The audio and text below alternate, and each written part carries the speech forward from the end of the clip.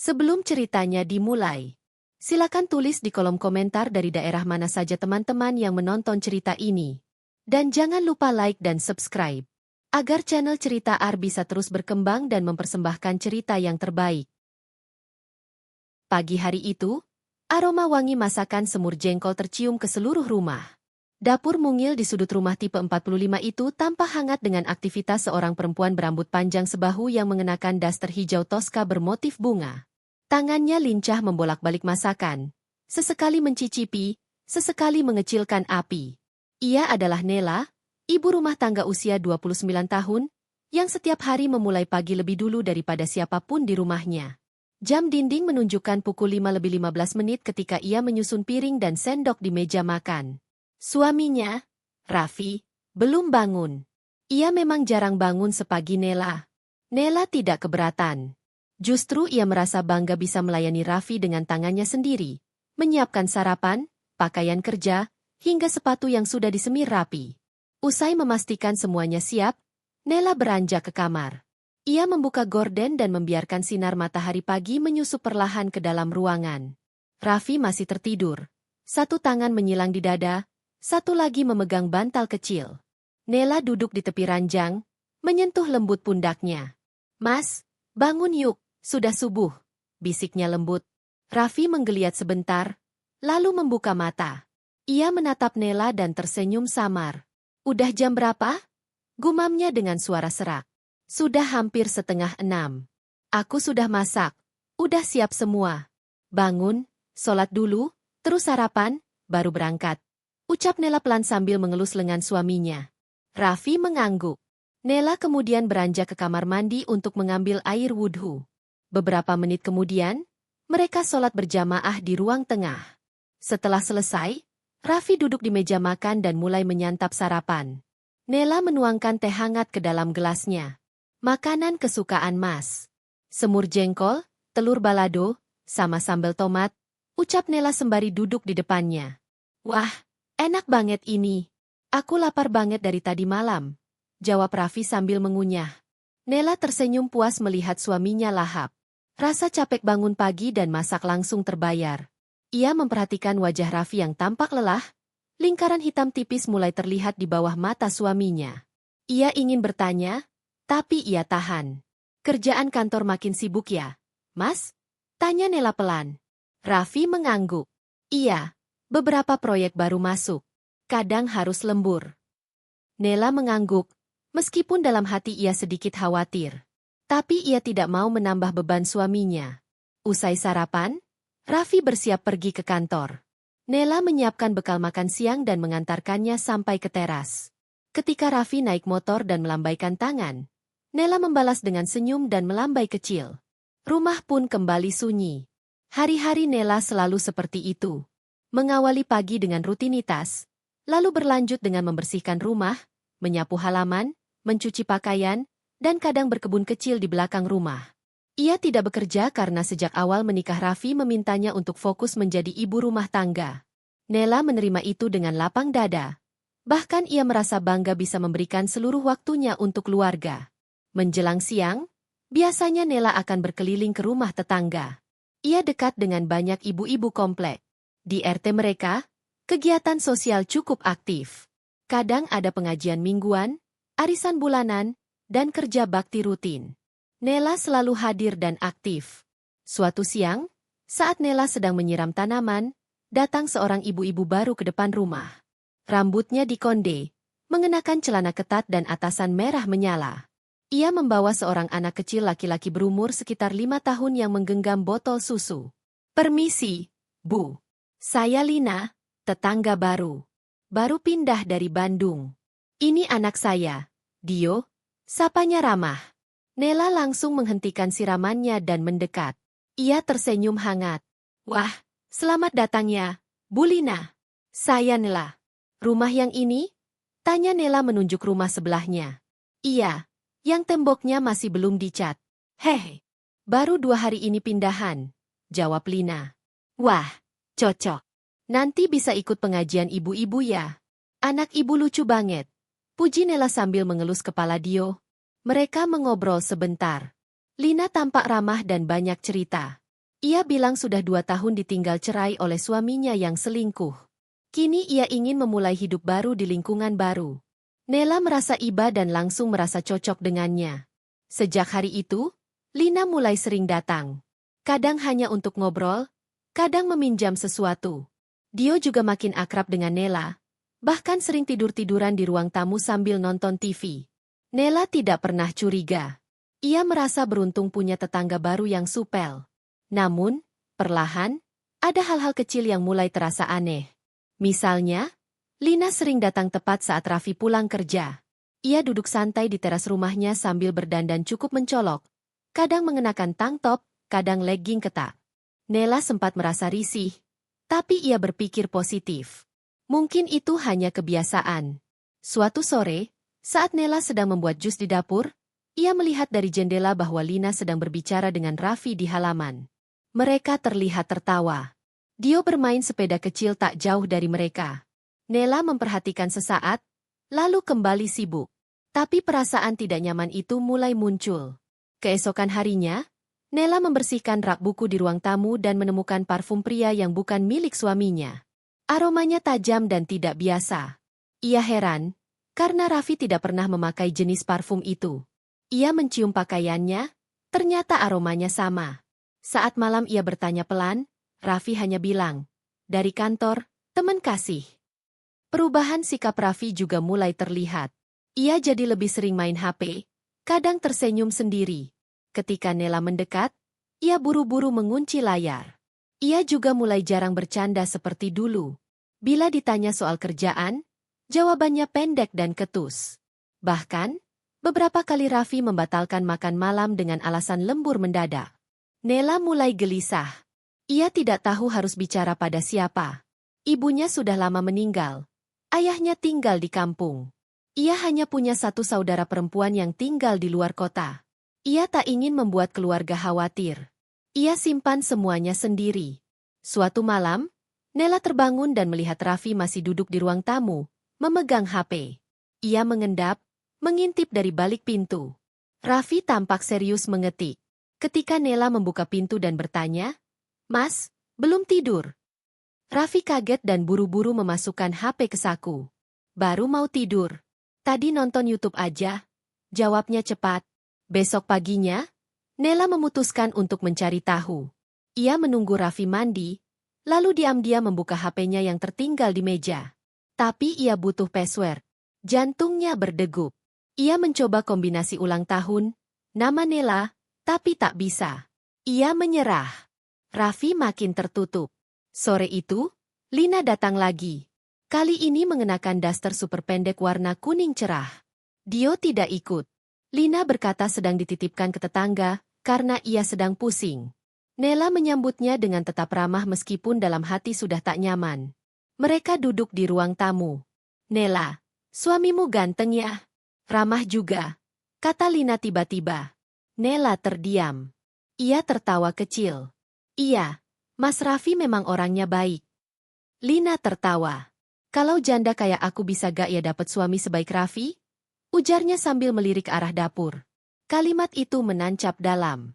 Tapi Nela hanya tersenyum kaku. Beberapa hari kemudian, Raffi pulang lebih malam dari biasanya. Ketika ditanya, ia berkata ada urusan kantor. Tapi saat Nela mencium bajunya, ada aroma parfum asing lagi. Parfum yang sama seperti yang ia temukan di rak kemarin. Nela mulai merasa ada sesuatu yang disembunyikan. Ia mulai memperhatikan lebih teliti.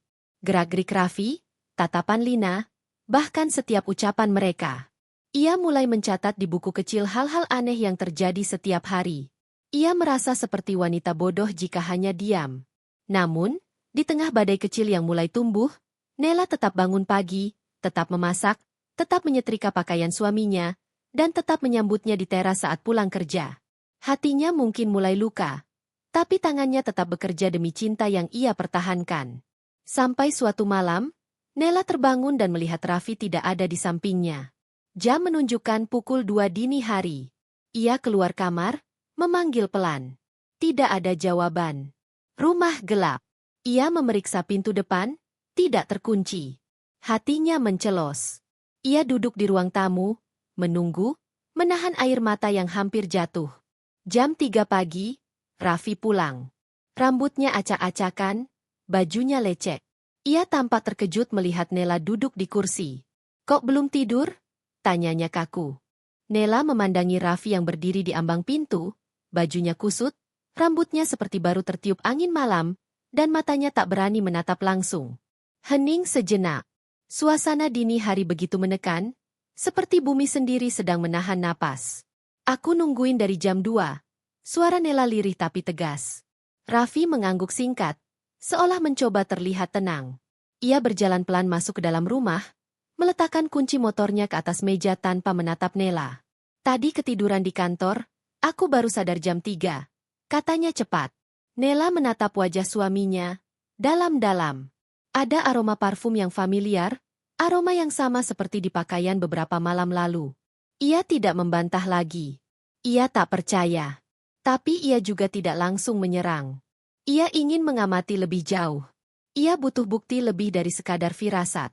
Raffi langsung masuk ke kamar mandi. Nela duduk diam di ruang tamu, meremas ujung dasternya. Matanya menatap kosong ke arah pintu yang baru saja ditutup suaminya. Di dalam kepalanya, pikiran berputar-putar. Hatinya mulai merajut rasa kecewa dengan benang-benang luka yang belum terjahit. Pagi harinya, Nela tetap memasak seperti biasa. Ia menyiapkan nasi goreng dan telur ceplok kesukaan Raffi, walau hatinya seperti sedang dibakar dari dalam. Raffi keluar kamar dengan raut datar, seperti tidak terjadi apa-apa. Ia duduk, makan, dan beranjak pergi seperti biasanya. Tapi tidak ada kecupan di kening Nela. Tidak ada ucapan, "hati-hati," yang meluncur dari mulutnya. Setelah Raffi berangkat, Nela berdiri lama di depan jendela, memandangi motor suaminya yang hilang di tikungan. Ia menarik napas panjang. Matanya mulai basah. Tapi air mata tak jatuh. Ia menyeka cepat dan melangkah ke dalam. Hari ini, ia tidak ingin membersihkan rumah. Ia tidak ingin menyapu halaman. Ia hanya ingin duduk, merenung, dan menyusun ulang kepingan hatinya. Sekitar pukul 9 pagi, Lina muncul lagi. Kali ini ia mengenakan celana pendek dan kaos ketat warna hitam. Lipstiknya menyala, alisnya tebal. "Nela, bisa pinjam ember enggak? Ember aku bocor," katanya dari balik pagar. Nela berdiri di pintu, diam sejenak sebelum menjawab, "Sebentar ya." Ia mengambil ember dan memberikannya tanpa menatap wajah Lina. "Terima kasih ya, sayang," ucap Lina genit, lalu berjalan pulang sambil melenggak-lenggok. Kata, "Sayang," itu menusuk. Nela menahan diri agar tidak merespons. Tapi pikirannya kembali mengingat malam tadi. Hatinya makin yakin. Ada yang tak beres. Ia tidak bisa lagi terus buta karena cinta. Ia tidak bisa terus jadi perempuan yang menunggu luka menyayat lebih dalam. Hari demi hari, Nela mulai mencari tahu. Ia tak banyak bicara, tapi matanya terus bekerja. Ia mulai mencatat jam-jam Raffi pulang malam, mencatat kapan Lina terlihat di luar rumah dengan dandanan mencolok.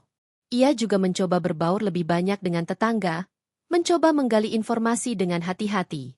Suatu sore, saat arisan ibu-ibu, Nela duduk di samping Burani, tetangga sebelah kanan rumah Lina. Obrolan mengalir biasa hingga perlahan mengarah ke hal yang menarik perhatian. "Itu si janda sebelah rumahmu. Ya ampun, Pak RT juga udah sering negur loh. Bajunya nggak sopan, tiap sore pamer dada kemana-mana," kata Burani sambil menyesap es teh. "Iya, kadang bikin risih sih," timpal Bu Endang. Nela hanya mendengarkan. "Tapi ya, namanya juga janda, mungkin haus perhatian," ucap Buati sambil tertawa, disambut cengiran lainnya. Nela mengerutkan kening. Ia merasa ada sesuatu yang tidak dikatakan. Setelah arisan bubar, ia menyusul Burani di parkiran motor dan dengan nada hati-hati bertanya, "Burani, saya mau nanya. Lina itu suka deketin suami orangnya?" Burani langsung menoleh cepat. "Loh, kamu belum tahu? Ya Allah, Nel. Udah dari awal pindah dia tuh genitnya luar biasa. Pak RT aja pernah bilang dia ketahuan ngajak ngobrol Pak RW sampai larut malam. Itu belum yang lain-lain." "Termasuk suami saya?" tanya Nela pelan. Burani terlihat ragu. Ia menunduk sebentar lalu menatap Nela dengan iba. "Aku nggak punya bukti, tapi aku pernah lihat mereka ngobrol berdua di depan rumah. Waktu kamu lagi keluar. Raffi duduk di motor, Lina nyender di pagar, ketawa-ketawa. Dunia Nela seperti runtuh pelan-pelan. Tapi ia tidak menangis. Ia menggigit bibir, lalu mengangguk dan berpamitan. Di dalam hati, sebuah tekad mulai tumbuh. Jika benar suaminya bermain hati dengan tetangganya sendiri, ia tidak akan tinggal diam. Malam itu, Nela tidak bisa tidur. Ia hanya berbaring dengan mata terbuka menatap langit-langit kamar. Ia mendengar nafas Raffi di sampingnya. Tenang, seperti tidak terjadi apa-apa. Tapi dalam hati Nela, badai sudah mulai membuncah. Ia tidak ingin menunggu sampai harga dirinya diinjak-injak. Ia tidak ingin menjadi perempuan yang hanya menelan tangis sendirian. Keesokan harinya, Nela membeli sebuah perekam suara kecil dari toko elektronik di pasar. Ia menyembunyikannya di dalam pot bunga yang terletak di antara pagar rumahnya dan rumah Lina. Ia tahu risiko dari semua ini. Tapi ia ingin tahu. Ia ingin melihat dengan mata kepalanya sendiri, mendengar dengan telinganya sendiri, agar tidak ada lagi ruang untuk kebohongan. Beberapa hari ia biarkan alat itu di sana. Ia menggantinya setiap pagi dan sore. Merekam, menyimpan, dan mendengarkan. Dan pada hari ketiga, ia mendengar sesuatu. Suara motor berhenti. Lalu suara tawa seorang wanita. "Mas, kamu cepat banget datengnya. Enggak takut ketahuan?" Suara Raffi menjawab pelan, "Gak akan ketahuan, Nela lagi ke pasar," katanya. Lina tertawa kecil. "Mas kangen ya sama aku?" Suara Lina menggoda. "Kamu yang genit. Jangan bikin aku tergoda terus." Suara Raffi menjawab, setengah bercanda. Nela memutar rekaman itu berulang kali. Tangannya gemetar. Air matanya akhirnya jatuh, pelan, lalu deras. Dada Nela sesak. Bukan hanya karena perselingkuhan itu nyata, tapi karena itu terjadi hanya beberapa meter dari tempat ia berdiri, dari tempat ia memasak dan melayani suaminya selama ini. Sore itu, Nela tak menegur Raffi. Ia bersikap biasa, seperti tidak tahu apa-apa. Ia menyimpan rekaman itu dengan rapi di folder tersembunyi di laptop. Tapi hatinya telah berubah. Cinta yang dulu tumbuh subur kini perlahan mengering. Yang tersisa hanya serpihan penghinaan dan rencana pembalasan. Nela mulai menyusun langkah. Ia tidak ingin emosi. Ia ingin mereka berdua merasa dihancurkan, dipermalukan, dan ditelanjangi kebohongannya di depan semua orang. Dan itu akan dimulai dari hal yang paling kecil. Hari-hari setelah itu berjalan dengan kehampaan yang begitu mencekik. Nela bangun setiap pagi bukan lagi untuk melayani, tapi untuk mengamati, untuk mencatat, untuk merencanakan sesuatu yang tidak pernah ia pikirkan sebelumnya. Ia bukan lagi istri biasa. Ia bukan lagi perempuan penurut yang hanya tahu memasak dan menunggu.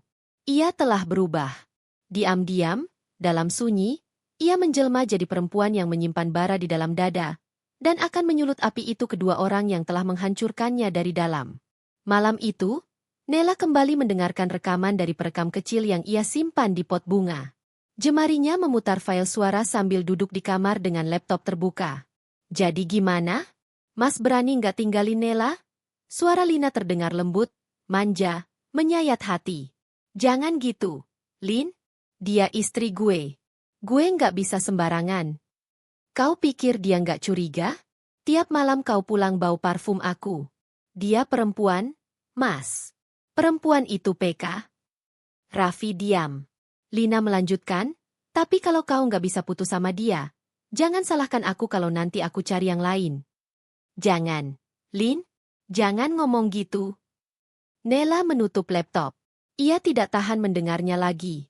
Ia merasa seperti sedang dicekik perlahan-lahan. Tapi semakin sakit yang ia rasa, semakin kuat keinginannya untuk membalas. Kali ini bukan hanya untuk dirinya, tapi juga untuk harga dirinya yang diinjak-injak, martabatnya yang dirobek di balik dinding rumahnya sendiri. Esok harinya, Nela berdiri di depan kaca. Ia menatap wajahnya. Mata yang dulu teduh kini dipenuhi api. Ia mengikat rambutnya, memakai baju terbaiknya, dan keluar rumah dengan niat yang sudah bulat. Langkahnya membawanya ke rumah Bu RT. Nela datang dengan membawa senyum dan sepiring kue, seperti ingin bersilaturahmi biasa. Tapi sesampainya di sana, setelah duduk dan berbasa-basi sebentar, Nela menatap lurus mata Bu RT. "Bu, Saya mau bicara soal Lina, katanya pelan. Bu RT yang tadinya tersenyum, menegang. Lina yang janda itu, Bu. Yang tinggal di rumah nomor 11. Saya nggak punya bukti banyak, tapi saya sudah tahu dia selingkuh sama suami saya. Bu RT langsung menegakkan punggungnya. Wajahnya berubah serius.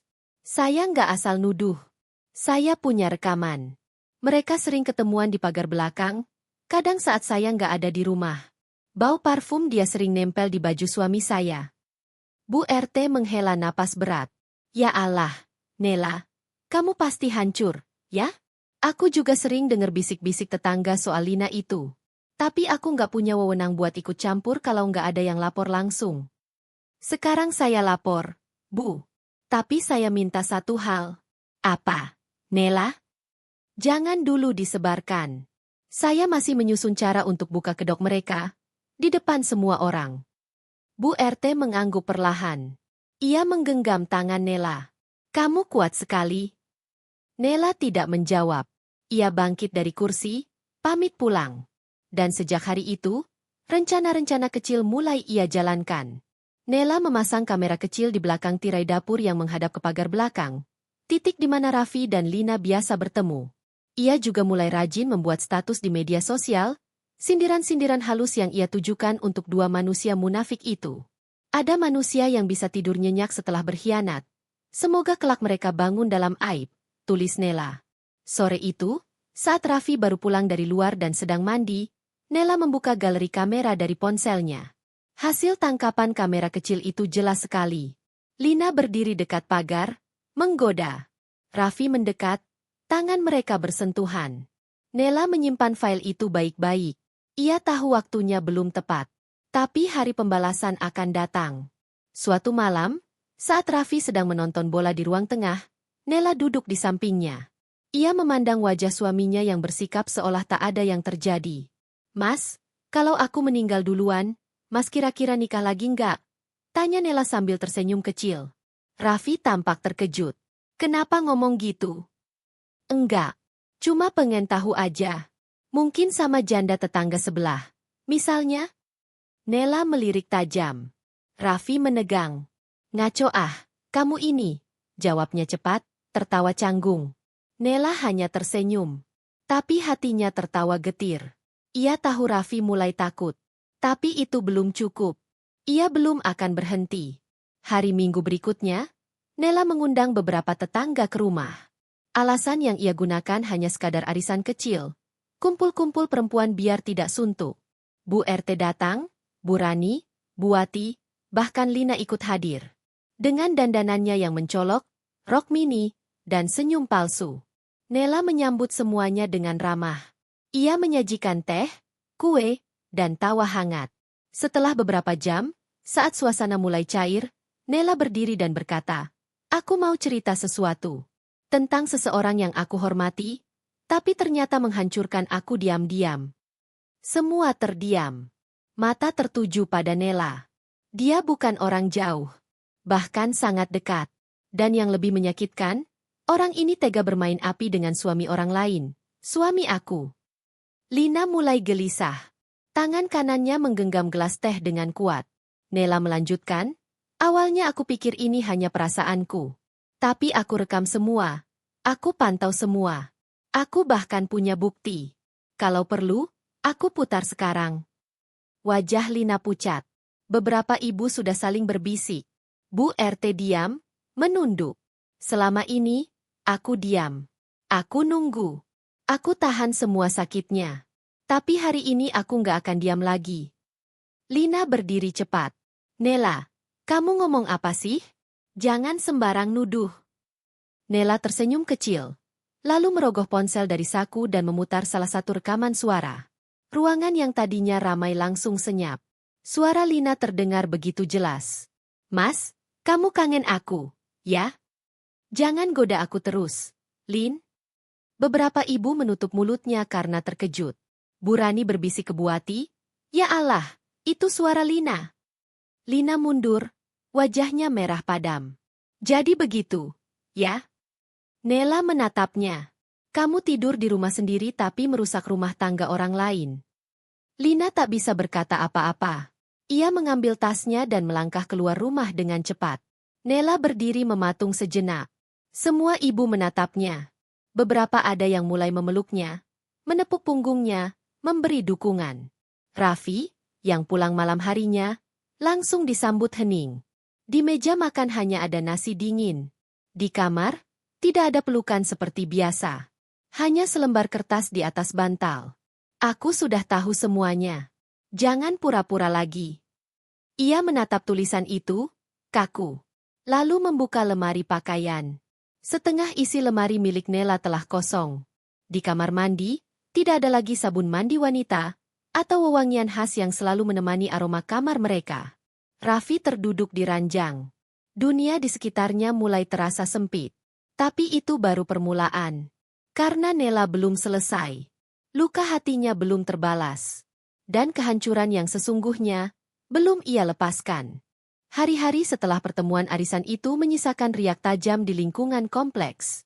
Nama Lina jadi buah bibir. Perempuan ganjen itu tak lagi bisa berlenggak-lenggok di depan pagar dengan gaya genitnya. Tiap ia lewat, para ibu diam-diam melirik, membicarakan. Beberapa bahkan secara terang-terangan menutup pintu saat ia lewat.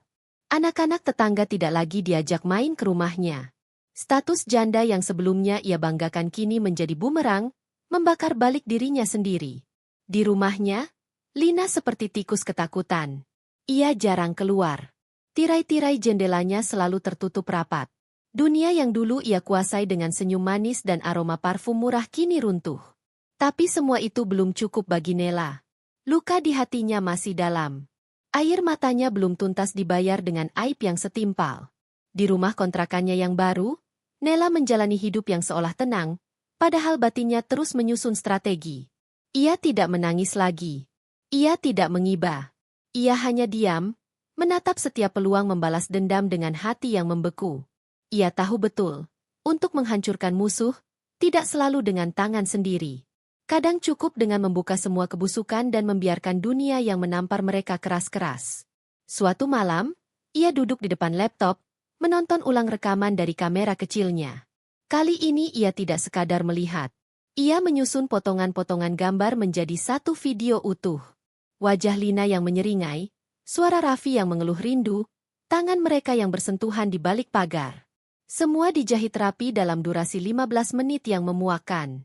Setelah selesai, ia unggah video itu ke akun media sosialnya, yang sebelumnya sepi kini jadi ajang pembalasan. Ia tulis satu kalimat sebagai caption. Bila dua pengkhianat bersatu, biarlah seluruh dunia tahu bentuk wajah mereka yang sebenarnya. Ia tidak menyebut nama, tapi wajah mereka begitu jelas. Tidak bisa dibantah. Dalam waktu beberapa jam, video itu meledak. Komentar mengalir deras. Teman-teman lama, saudara jauh, bahkan tetangga satu RT ikut membagikan. Beberapa komentar menusuk. Masya Allah, tega banget suaminya. Sama janda sebelah rumah lagi. Perempuan macam Lina itu bikin malu semua janda di dunia. Kak Nela, kamu kuat banget. Hormat dari aku. Semoga kebahagiaan segera datang. Nela duduk diam membaca semuanya. Ia tidak membalas. Ia hanya memandangi layar sambil menggenggam cangkir teh yang sudah dingin. Dadanya tidak bergetar lagi. Ia tidak menangis. Tidak juga tersenyum. Hanya ada satu rasa, lega. Di sisi lain, Raffi panik bukan main. Di kantor, rekan-rekannya mulai memandang aneh. Atasan memanggilnya. Ia diminta cuti sementara karena nama perusahaan tercoreng. Lina lebih parah lagi. Rumahnya dilempari batu oleh anak-anak muda. Orang-orang yang dulu menggoda karena kecantikannya kini meludah saat melihatnya. Ia tak berani keluar rumah. Bahkan anak sematawayangnya mulai bertanya, "Bu, kenapa orang-orang benci sama ibu?" Lina menangis di kamar, memeluk anaknya. Tapi air mata itu bukan penyesalan, melainkan ketakutan. Sementara itu, Nela mulai bangkit. Ia mengikuti pelatihan menjahit di balai desa.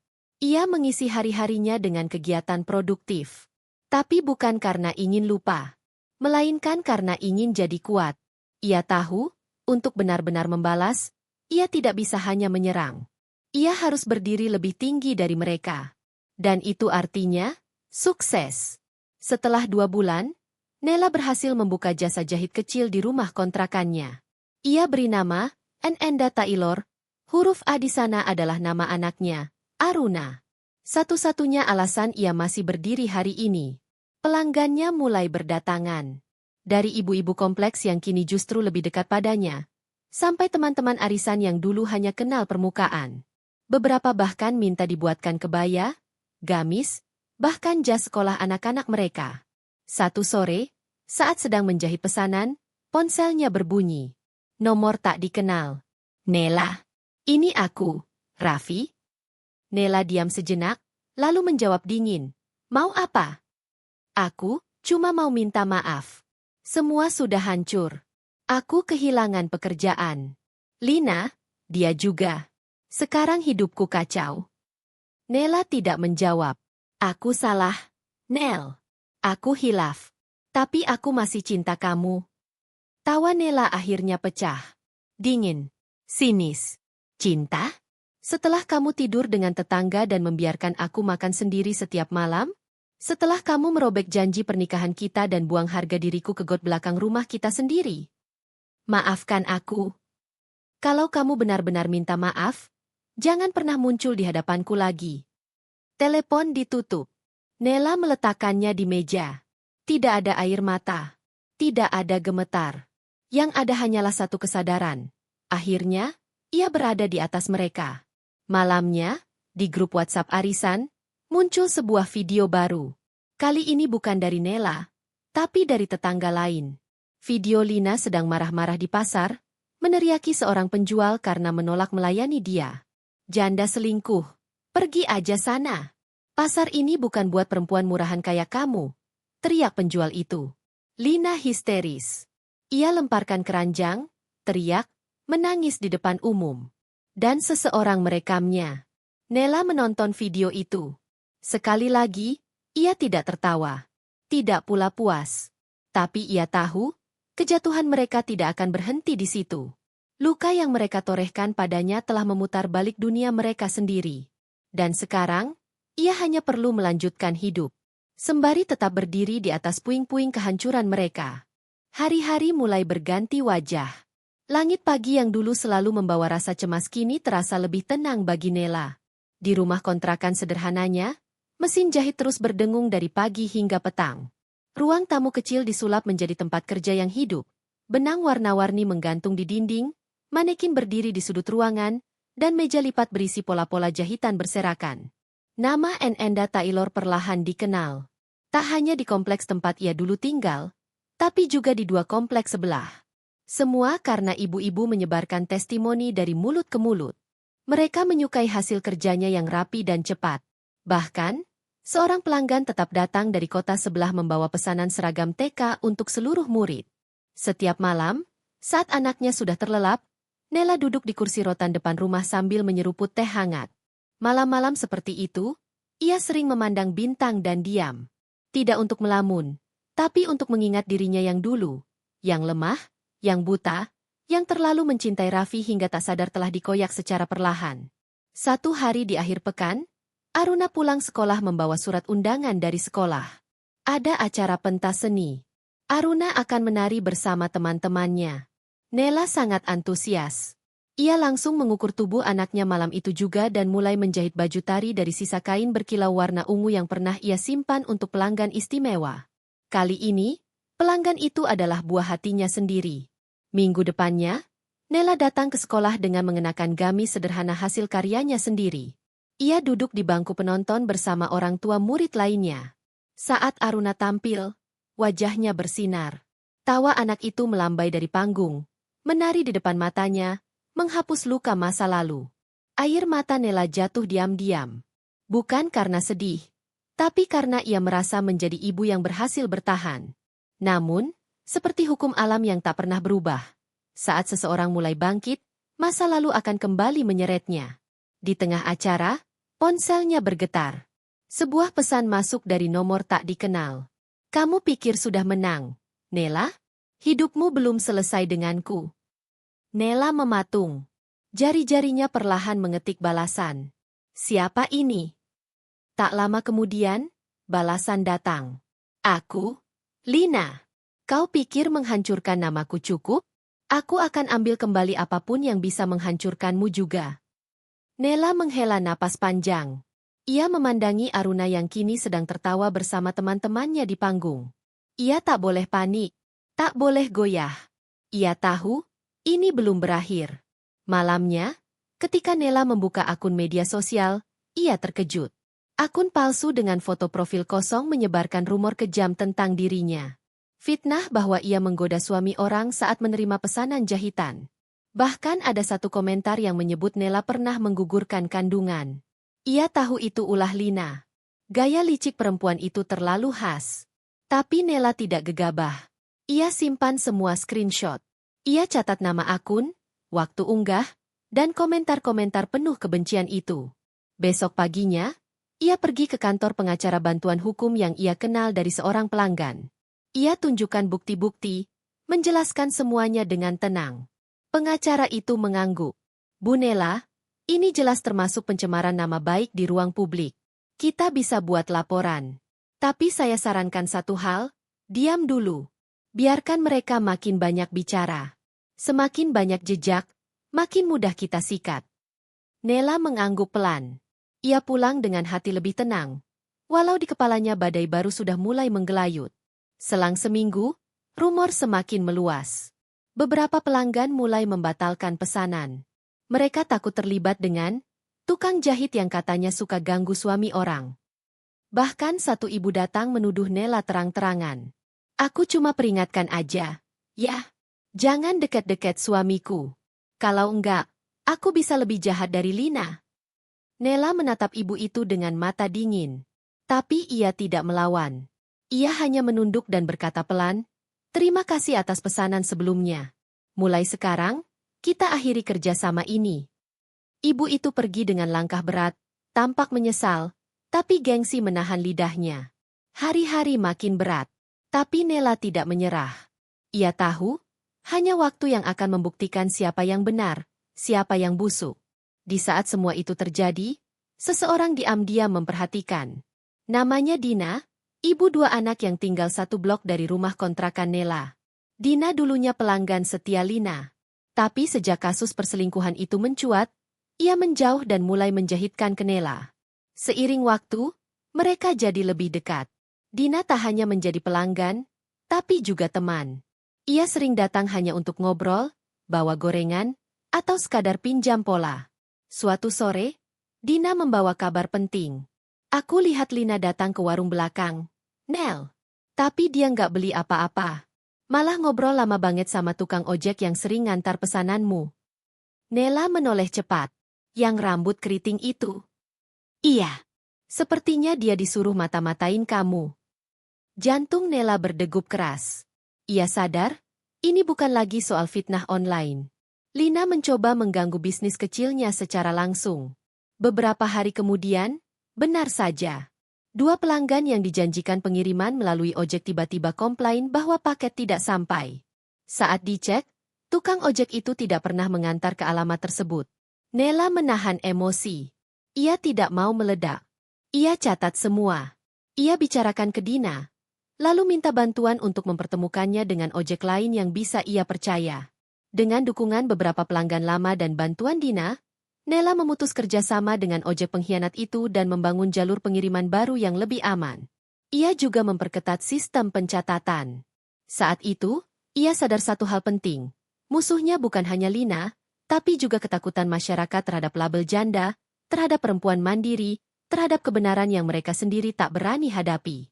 Malam harinya, Nela menulis sebuah postingan. Aku tahu aku pernah hancur. Tapi yang lebih menyakitkan dari dikhianati adalah difitnah karena memilih bertahan. Aku tidak akan berhenti, meskipun dunia memaksaku untuk menyerah. Postingan itu viral. Ratusan komentar masuk. Dukungan mengalir. Beberapa ibu yang sebelumnya menjauh kini kembali menawarkan kerjasama. Ada pula seorang penulis lokal yang ingin mengangkat kisah hidupnya sebagai bahan buku. Nela hanya tersenyum. Ia tidak ingin tenar. Ia hanya ingin martabatnya kembali. Namun di balik semua itu, Raffi diam-diam membaca postingan Nela. Ia menyadari bahwa perempuan yang dulu ia remehkan kini berubah menjadi sosok kuat. Dan ia menyesal. Tapi egonya lebih tinggi dari akalnya. Ia bertemu Lina di kafe pinggiran kota.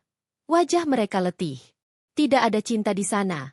Hanya penyesalan, ketakutan, dan amarah yang membeku. Semua ini salahmu, kata Lina dingin. Bukan. Ini salah kita berdua, jawab Raffi pelan. Lina menatapnya tajam. Aku akan tetap buat dia jatuh. Sampai dia berlutut dan minta ampun padaku. Raffi memandang kopi yang mendingin. Dalam hatinya, ia tahu, wanita yang duduk di hadapannya bukan hanya perusak rumah tangga Nela, tapi juga perusak hidupnya sendiri. Dan di tempat lain, di rumah sederhana di ujung gang, seorang perempuan bernama Nela sedang menjahit baju pengantin pelanggan baru, seorang janda muda yang hendak menikah kembali. Saat menyelesaikan renda di kerahnya, Nela tersenyum kecil. Ia tahu, luka bisa dijahit, asal tidak membiarkannya terus berdarah. Dan luka Nela perlahan mulai menutup, walau bekasnya masih nyata. Udara malam semakin dingin ketika pintu rumah kontrakan Nela diketuk keras. Ia tengah menjahit saat itu, Aruna sudah tidur pulas. Jantungnya berdegup. Siapa yang datang larut begini? Ia membuka pintu perlahan. Dina berdiri di depan, wajahnya tegang. Nela, kamu harus lihat ini. Sekarang. Dina menyerahkan ponselnya. Sebuah video sedang diputar. Dalam video itu terlihat seseorang berpakaian seperti Nela, berada di dalam kamar sempit bersama lelaki paruh baya. Latar belakang seolah di rumah kontrakan. Terdengar suara desahan palsu, diselingi suara mirip suara Nela. Aku yakin itu bukan kamu, Nel. Tapi orang-orang udah percaya itu kamu. Nela mengangkat kepala. Ia terpaku. Lehernya menegang, tangannya mengepal. Lina ini dia puncaknya. Dia buat video palsu pakai deepfake atau semacamnya. Desisnya lirih. Keesokan paginya, video itu viral di grup ibu-ibu kompleks. Bahkan sampai ke forum jual beli lokal. Semua yang pernah mengenal Nela mulai membicarakan video itu. Sebagian langsung percaya, sebagian ragu, tapi mayoritas memilih menjauh. Pelanggan kembali membatalkan pesanan. 2 orang meminta pengembalian uang padahal proses jahitan sudah hampir selesai. Beberapa tetangga bahkan berbisik saat Nela lewat. Namun, yang membuat Nela paling terpukul adalah ketika Aruna pulang dari sekolah dengan mata bengkak. Anak itu menangis dalam pelukannya. Ibu, teman-teman bilang ibu pelacur, guru juga tanya-tanya aneh. Ibu bohong ya? Tubuh Nela seolah tersayat. Tapi ia tidak menangis. Ia peluk anaknya erat. Lalu menjelaskan dengan lembut, sejujur-jujurnya. Ibu tidak seperti yang mereka bilang. Mereka membuat fitnah agar ibu jatuh. Tapi ibu janji, kita akan lawan semua ini. Malam itu, Nela menelepon pengacara yang pernah membantunya. Keesokan harinya, mereka resmi melaporkan akun penyebar video itu ke polisi siber. Bukti rekayasa digital dikumpulkan. Seorang ahli forensik digital turut membantu. Dalam waktu seminggu, semua rekaman jejak berhasil ditelusuri. Sumber pertama video berasal dari akun palsu yang terhubung ke nomor telepon tak aktif. Namun, ketika ditelusuri lebih jauh, alamat IP pernah terhubung ke Wi-Fi sebuah kosan-kosan yang dulunya ditempati Lina. Polisi memanggil Lina. Awalnya ia mengelak. Namun setelah diperiksa lebih lanjut, terbukti laptopnya menyimpan file mentah hasil rekayasa wajah dan suara Nela. Lina akhirnya ditetapkan sebagai tersangka penyebar konten pornografi palsu dan pencemaran nama baik. Nela tidak hadir di konferensi pers. Ia hanya mengunggah satu foto di media sosial. Foto dirinya menggenggam tangan Aruna dengan caption, "Kebenaran mungkin lambat, tapi dia pasti datang." Setelah penangkapan Lina, berita mulai berbalik arah. Banyak media lokal mengangkat perjuangan Nela sebagai korban fitnah. Ia diundang wawancara radio, podcast, bahkan ditawari kolaborasi bisnis oleh salah satu butik ternama kota. Namun, dari semua itu, hal paling menenangkan hati Nela adalah ketika Aruna pulang sekolah dengan wajah ceria, memeluknya erat dan berkata, "Bu guru minta maaf tadi. Teman-teman juga minta maaf." Nela tahu ini belum akhir, tapi ia merasa kemenangan kecil ini adalah permulaan pembalasan yang lebih besar. Ia mulai mengumpulkan semua dokumen, kronologi, dan bukti kebusukan Raffi juga. Karena setelah Lina, Giliran Raffi yang harus ia hadapi. Ia tak akan membiarkan satupun dari mereka hidup tenang setelah menghancurkan rumah tangganya. Beberapa bulan telah berlalu sejak penangkapan Lina. Kehidupan Nela perlahan kembali stabil. Pelanggan yang dulu menjauh kini kembali, bahkan jumlah pesanan meningkat 2 kali lipat. Ia mulai merekrut 2 penjahit lepas untuk membantunya. Nama, Enda Taylor, tidak hanya dikenal karena kualitas, tetapi juga karena kisah inspiratif pemiliknya. Namun, di balik keberhasilan itu, satu luka belum sepenuhnya tertutup, Raffi. Pria yang pernah ia cintai, yang kini tak lagi ia dengar kabarnya secara langsung, masih hidup bebas. Dari beberapa informasi yang ia peroleh melalui Dina dan tetangga lamanya, Raffi kini tinggal di sebuah rumah kontrakan kecil di pinggiran kota. Setelah Lina ditangkap, hidupnya hancur. Usahanya bangkrut, reputasinya rusak, dan ia didepak dari lingkungan kerja karena dikaitkan dengan skandal video palsu tersebut. Tapi yang membuat Nela semakin geram, Raffi malah menyebarkan cerita bahwa dirinya hanyalah korban tipu daya perempuan. Ia menggambarkan Lina sebagai wanita gila, dan Nela sebagai istri pendendam yang ingin menjatuhkannya dengan fitnah. Raffi mengaku tidak pernah berselingkuh, dan bahwa semua cerita itu adalah konspirasi. Nela mencatat semuanya. Setiap kebohongan, setiap provokasi, setiap rumor yang sampai ke telinganya. Ia menyimpannya dalam hati, dalam catatan digital, dan dalam folder khusus bernama pembalasan. Suatu sore, Dina datang dengan sebuah undangan. Sebuah acara reuni alumni SMA. Nama Raffi tertera sebagai salah satu panitia. Aku tahu kamu mungkin gak mau datang, Nel, ujar Dina pelan, tapi ini kesempatan. Banyak teman lama akan hadir. Mungkin kamu bisa bicara. Atau menunjukkan siapa kamu sekarang. Nela menatap undangan itu lama. Reuni bukan hal yang penting baginya.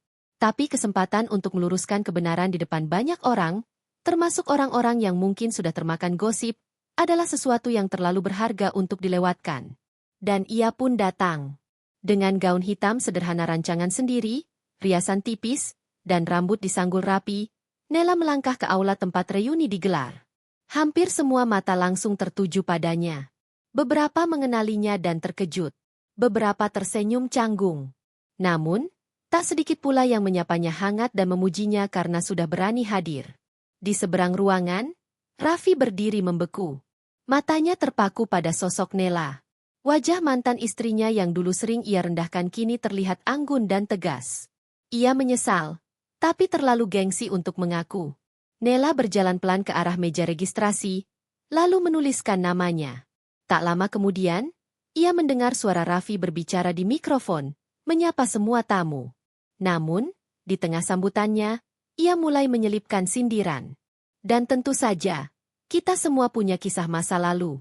Ada yang sukses, ada yang bangkit dari keterpurukan, dan ada juga yang pandai bermain drama untuk mengundang simpati, ucap Raffi sambil tertawa kecil. Beberapa orang tertawa menahan canggung. Sebagian hanya menatap ke arah Nela. Tapi Nela tetap tenang. Saat sesi ramah tamah, seorang mantan guru menghampiri Nela.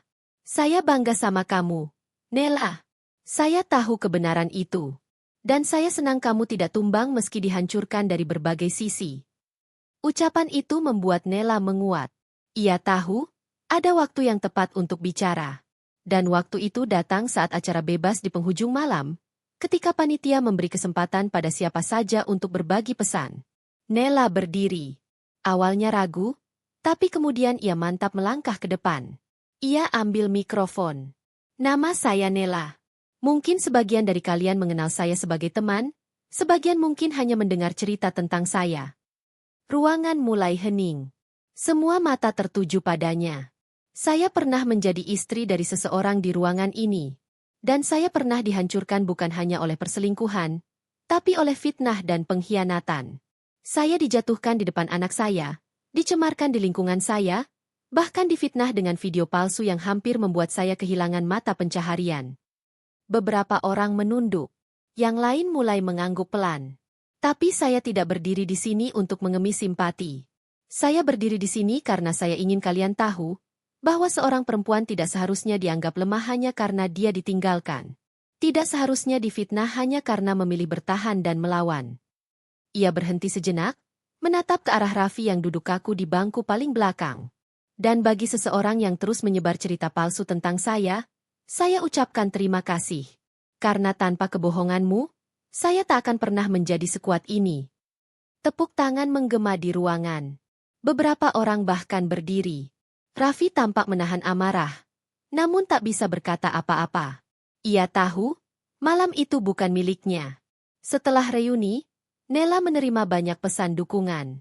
Bahkan beberapa mantan teman yang dulu menjauh kini minta maaf dan menawarkan bantuan kerjasama. Namun, pembalasan belum selesai. Beberapa hari kemudian, Nela menyerahkan laporan baru ke polisi. Laporan itu berisi bukti-bukti penyebaran fitnah tambahan yang dilakukan Raffi lewat grup WhatsApp, komentar media sosial, dan percakapan pribadi yang bocor. Termasuk, suara rekaman ketika Raffi mengaku bahwa ia sengaja membuat cerita agar tidak terlihat bersalah. Dengan laporan lengkap, Nela menuntut Raffi atas pencemaran nama baik dan perbuatan tidak menyenangkan. Tak hanya itu, ia juga menggugat Raffi secara perdata untuk kompensasi moral dan kerugian bisnis yang ia derita selama fitnah menyebar. Raffi kaget ketika menerima surat panggilan. Ia tak menyangka Nela akan benar-benar melawan sampai sejauh itu. Dalam persidangan awal, ia masih mencoba bersikap santai. Namun hakim langsung menegur karena ia tidak serius menjawab pertanyaan. Bukti yang diajukan Nela terlalu kuat. Pengacara Raffi pun kesulitan. Persidangan berjalan selama beberapa bulan. Media mulai meliput karena kasus itu menarik perhatian banyak pihak, terutama karena kaitannya dengan penyalahgunaan teknologi untuk fitnah. Dan di tengah proses panjang itu, Nela tetap bekerja. Ia tidak membiarkan dendam menghancurkan harinya. Tapi setiap benang yang ia jahit, setiap pakaian yang ia kirim, adalah bagian dari proses pemulihan dan perlawanan. Ia bahkan membuat koleksi baru bertema, bertahan. Dengan desain yang melambangkan luka yang dijahit kembali, warna-warna teduh namun kuat, dan potongan elegan penuh makna. Koleksi itu dipamerkan dalam sebuah bazar UMKM dan mendapat respons luar biasa. Salah satu media fashion lokal menulis, Nela tidak hanya menjahit kain. Ia menjahit luka, menjahit keberanian, dan menjahit harapan. Dan malam setelah membaca artikel itu, Nela menangis dalam diam. Bukan karena sedih, tetapi karena akhirnya, langkah balasannya mulai menampakkan hasil. Dan ia tahu, langkah berikutnya akan lebih besar dari ini. Karena Raffi belum merasakan sepotong pun dari apa yang dulu ia timpakan padanya. Dan Nela belum berniat berhenti. Pagi itu langit tampak muram. Sama muramnya dengan hati Raffi yang baru saja menerima surat dari pengadilan negeri. Sidang lanjutan kasus pencemaran nama baik yang diajukan oleh Nela akan digelar pekan depan, dan kali ini, tak ada cara untuk menghindarinya. Pengacaranya pun mulai enggan membantu karena pembayaran tertunda. Raffi kini hidup dalam tekanan yang tiada henti. Setelah skandal dengan Lina terungkap dan video rekayasa terbukti palsu, Raffi dipecat dari pekerjaannya di perusahaan kontraktor tempat dia bertahun-tahun bekerja. Ia juga tak mampu lagi membayar cicilan rumah, sehingga pindah ke kontrakan sempit dengan kamar mandi luar. Hidupnya kini benar-benar jatuh. Dan di saat ia mengais sisa-sisa harga diri, nama Nela justru semakin melambung. Ia melihatnya di media, dalam seminar UMKM, dalam sesi motivasi perempuan. Setiap langkah sukses Nela terasa seperti cambukan ke wajahnya sendiri. Namun, satu hal yang terus ia gumamkan, dia cuma wanita. Mana mungkin bisa menjatuhkan aku total? Raffi tak sadar bahwa wanita yang ia remehkan dulu telah berubah. Nela bukan lagi perempuan pendiam yang hanya menangis di pojok kamar.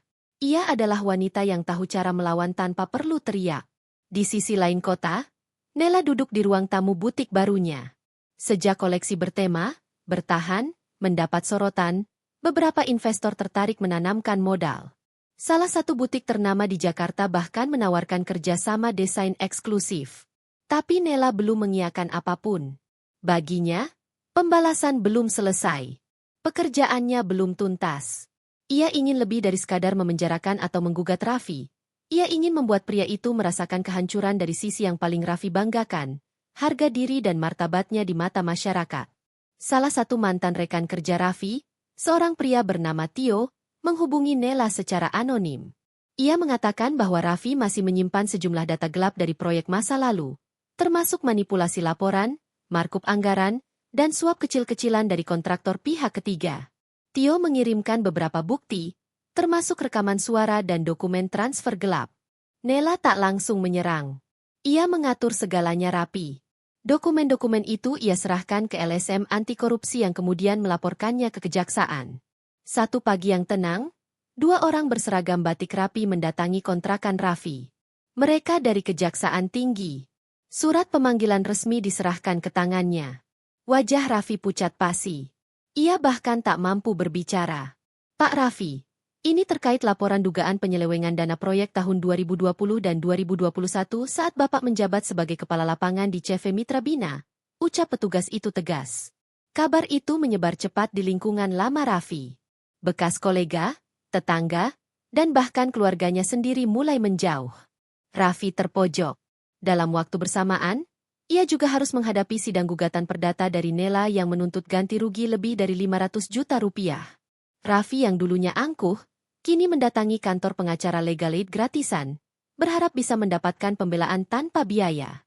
Namun, kasusnya terlalu banyak dan bukti terlalu kuat. Sementara itu, Nela tetap tenang di balik layar. Ia tak pernah menunjukkan amarah di depan umum. Tak ada postingan menyindir atau kata-kata kasar. Tapi semua tahu, dialah dalang balas dendam yang elegan. Di rumah, Aruna tumbuh menjadi anak yang semakin bijak. Ia sudah bisa memahami bahwa ibunya bukan wanita biasa. Ia tahu ibunya sedang memperjuangkan kebenaran, bukan sekadar mencari pembalasan. Ibu nggak capek?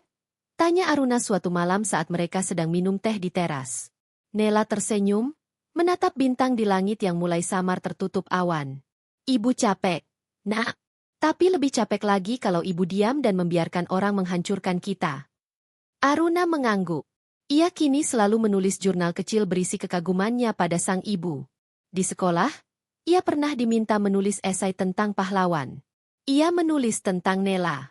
Pahlawan bagiku bukan orang yang memakai jubah atau menyelamatkan dunia. Tapi ibu. Dia berdiri sendiri, menahan semua sakit, dan tetap membuatku merasa aman. Nela membacanya diam-diam. Air matanya jatuh perlahan. Ia tahu, perjuangannya tidak sia-sia. Malam menjelang sidang utama, Raffi minum sendirian di warung kecil dekat kontrakan. Rambutnya acak-acakan, perutnya mengempis, dan matanya merah kelelahan. Ia memandang kosong ke arah jalan. Hanya satu nama terus terngiang di kepalanya, Nela. Dia menang, gumamnya. Dia benar-benar menang. Di pengadilan keesokan harinya, ruangan penuh sesak. Banyak media hadir. Persidangan antara Raffi dan Nela menjadi perbincangan publik setelah berita penyalahgunaan dana proyek juga naik ke permukaan. Nela hadir dengan blazer abu-abu muda, celana panjang hitam dan rambut dikuncir rapi. Ia tidak datang untuk menangis atau membela diri. Ia datang untuk menyatakan fakta. Di kursi saksi, ia menjelaskan semua dampak yang ia alami. Kehilangan pendapatan, tekanan psikologis, dampak sosial terhadap dirinya dan anaknya, serta kerugian moral yang tak ternilai. Ia menyampaikan semuanya tanpa meninggikan suara, namun setiap kalimatnya bagaikan cambuk bagi Raffi. Yang saya tuntut bukan hanya uang, ucapnya tenang, tapi keadilan atas harga diri saya yang pernah diinjak. Raffi duduk menunduk. Tak ada lagi pembelaan. Tak ada lagi senyum angkuh.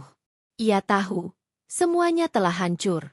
Seminggu setelah sidang terakhir, putusan dibacakan. Raffi dinyatakan bersalah atas pencemaran nama baik, penyebaran fitnah, dan perbuatan tidak menyenangkan. Ia dihukum membayar ganti rugi sebesar 520 juta rupiah dan dikenai denda tambahan oleh kejaksaan karena kasus korupsi yang ditemukan. Hukuman penjara ditunda karena ia mau bekerja sama dan mengaku bersalah.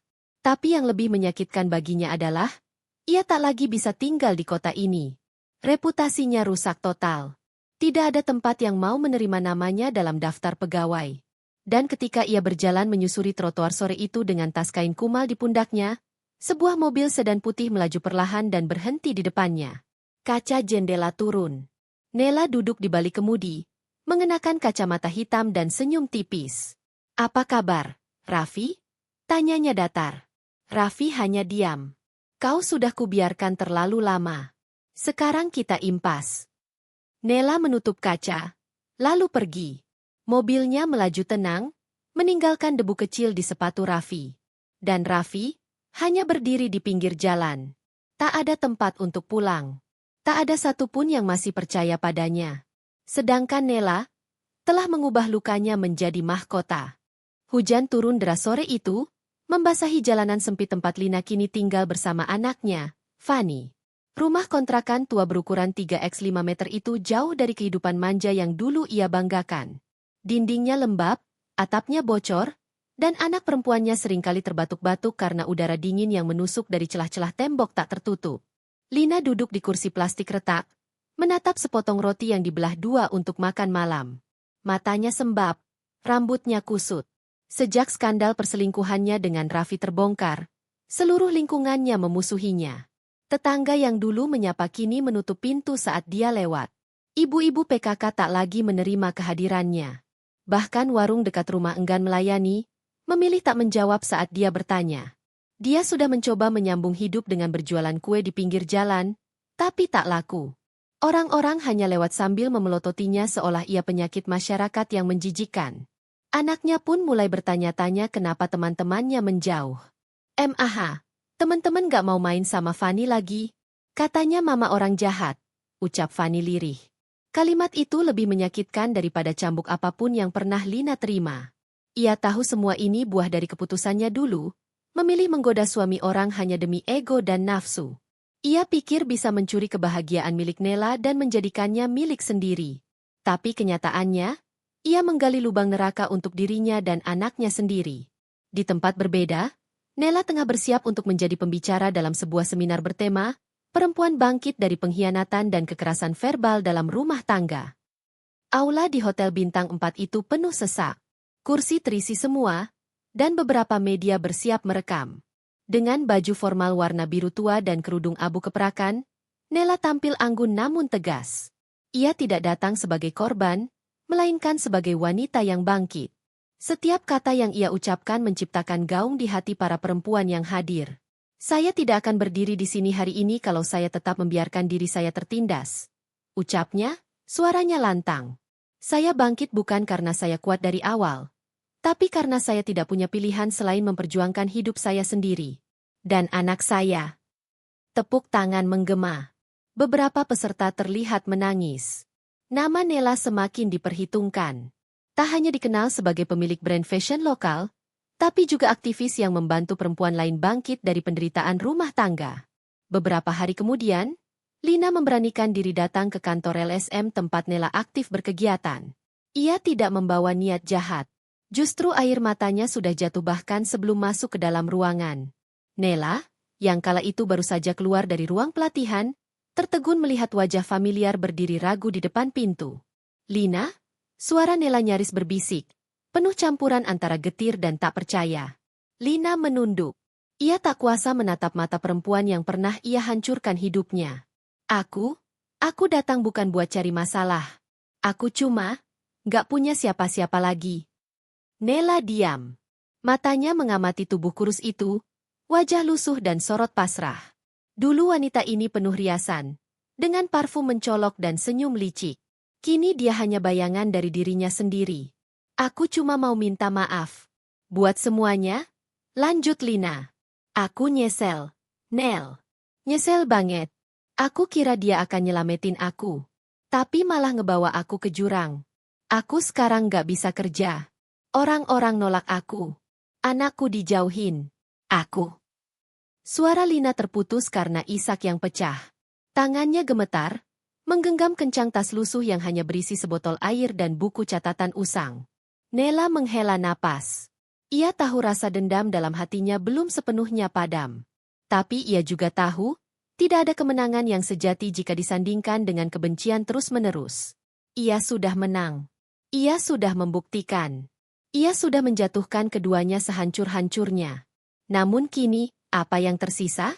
Lina, ucap Nela pelan, namun penuh tenaga. Aku nggak akan pura-pura lupa dengan apa yang kamu lakukan. Tapi kalau kamu benar-benar berubah, aku bisa bantu kamu, sebagai sesama ibu. Lina langsung tersungkur menangis di kaki Nela. Tangisnya tak terkendali. Bukan tangis manipulatif seperti dulu, tapi tangis kehancuran, kesepian, dan rasa bersalah yang menggunung. Setelah hari itu, Nela memperkenalkan Lina ke salah satu panti binaan yayasan. Di sana Lina mendapat pelatihan keterampilan menjahit. Ia mulai membuat tas-tas sederhana dari kain perca. 1 bulan, 2 bulan, perlahan hidupnya membaik. Ia tak berharap kembali seperti dulu. Ia hanya ingin anaknya bisa sekolah dan tidak dibenci orang-orang. Fanny kini bisa bermain lagi. Setidaknya di antara anak-anak panti yang tak mengenal sejarah ibunya. Nela sendiri mengamati dari jauh. Ia tidak menjadikan Lina teman, tidak pula menjadikan musuh. Ia hanya membantu, bukan untuk Lina, tapi untuk Fanny. Anak kecil itu tak bersalah. Sementara Raffi, kehidupannya makin buruk. Setelah beberapa bulan mencoba hidup dari kerja serabutan, ia kepergok mencuri dompet pelanggan di warung kopi tempatnya bekerja. Polisi menangkapnya di tempat. Kali ini, tak ada yang membelanya. Tak ada pengacara, tak ada keluarga. Berita penangkapannya hanya menjadi satu headline kecil di koran lokal, di bawah berita ikan paus terdampar dan turnamen voli antar RT. Ironis. Dulu dia merasa hebat, bisa memiliki 2 wanita sekaligus. Kini, bahkan kehormatan sebagai laki-laki pun hilang. Di malam ulang tahun Aruna yang ke-13, Nela mengadakan pesta kecil di rumah barunya.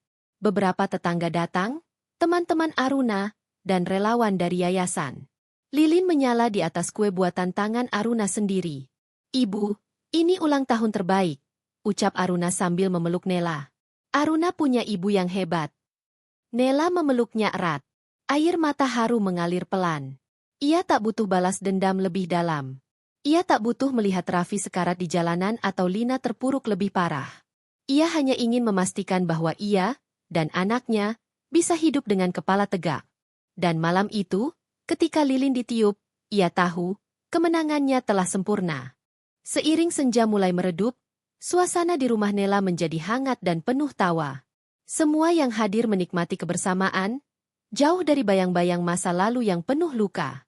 Aruna berlari kecil dengan wajah ceria, mengajak teman-temannya bermain petak umpet di halaman belakang. Nela duduk di bangku kayu, menyaksikan dengan penuh cinta. Namun, di balik kebahagiaan yang terlihat, ada sesuatu yang tak bisa dia lupakan. Bayangan Raffi yang dulu menjadi suaminya, kini tak lebih dari sebuah ingatan pahit yang harus ia sembuhkan perlahan. Malam itu, saat semua mulai meninggalkan rumah, Nela duduk termenung di teras. Aruna yang mulai mengantuk, meringkuk di pelukannya. "Bu, kita udah menang, ya?" Suara kecil Aruna yang polos. Nela mengusap lembut rambut anaknya. "Kita memang sudah menang, Nak. Tapi menang bukan berarti berhenti berjuang. Menang berarti kita harus tetap kuat untuk masa depan kita." Langkah kaki terdengar dari arah jalan. Seorang pria paruh baya mendekat, mengenakan jas sederhana dan membawa amplop coklat. Ia adalah Pak Hasan, ketua RT yang selama ini diam-diam mendukung perjuangan Nela. "Bu Nela, saya dapat kabar dari kantor desa. Ada program bantuan khusus untuk perempuan yang ingin membangun usaha kecil-kecilan. Saya pikir ibu bisa memanfaatkan ini," katanya penuh harap. Nela tersenyum. "Terima kasih, Pak Hasan. Ini kesempatan bagus untuk memulai lembaran baru." Beberapa minggu kemudian, butik Nela berkembang pesat. Dengan bantuan dana dari program pemerintah dan investor yang mulai percaya, Nela mempekerjakan beberapa perempuan yang dulunya juga korban kekerasan rumah tangga dan pengkhianatan. Suatu sore, saat Nela sedang mengawasi produksi di butik, telepon berdering. Suara di ujung sana adalah Lina. "Bu Nela, aku ingin bertemu, ada sesuatu yang ingin kubicarakan." Suara Lina terdengar ragu tapi tulus. Nela menatap sejenak, lalu mengiyakan. "Baik, kita bertemu di kafe biasa." Pertemuan itu berlangsung singkat tapi berat. Lina mengungkapkan permintaan maafnya yang terdalam, dan mengaku ingin memperbaiki diri, terutama demi Fanny. Nela, dengan hati yang lapang, menerima permintaan maaf itu tanpa menghakimi. "Lina, setiap orang berhak mendapatkan kesempatan kedua. Tapi jangan sampai kesempatan itu disia-siakan," kata Nela dengan lembut. Sementara itu, Raffi terbaring di sebuah ruang tahanan kecil. Tubuhnya kurus, wajahnya penuh penyesalan. Ia sudah kehilangan segalanya. Karir, keluarga, dan harga diri. Dalam keheningan malam, ia menulis surat kepada Nela. Surat itu bukan untuk mengemis atau meminta maaf yang palsu, tapi sebagai pengakuan atas semua kesalahannya. Maafkan aku, Nela.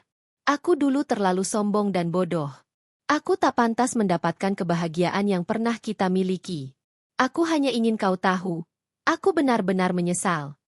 Surat itu tak pernah dikirim. Ia tahu, beberapa hal memang tidak bisa diperbaiki dengan kata-kata. Hari-hari berlalu, dan hidup Nela serta Aruna semakin baik. Masyarakat yang dulu sempat membencinya, kini mulai melihatnya sebagai sosok inspiratif yang tak kenal menyerah. Berita tentang perjuangan Nela tersebar di media lokal, membuat namanya semakin harum.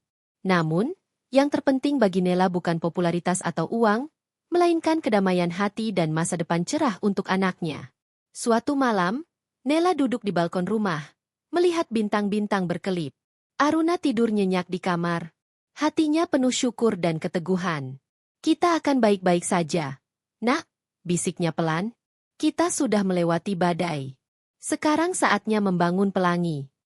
Begitulah akhir bab ini, menutup perjalanan penuh luka, pengkhianatan, dan pembalasan, menuju kebangkitan dan harapan baru.